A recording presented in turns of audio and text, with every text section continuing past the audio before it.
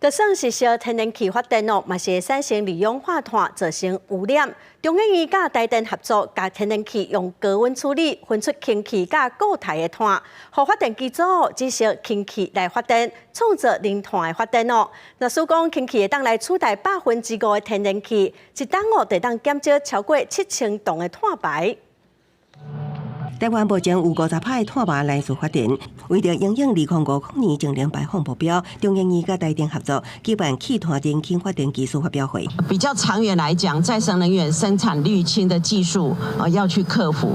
那目前同步的也跟一些国家，包括日本、韩国、新加坡一样，也在研究这个再生能源怎么从国外进口到台湾来。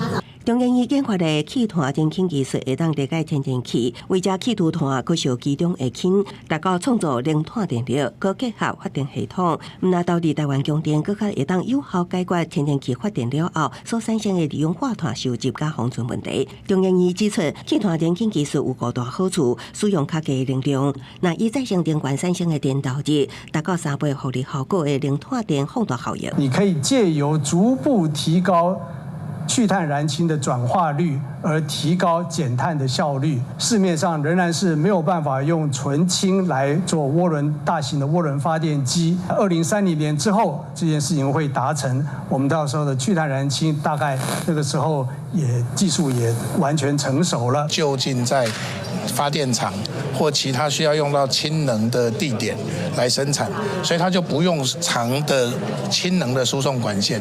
我想这是一个非常有效率的，我们可以用既有的天然气管线，在未来在末端就可以取得氢气。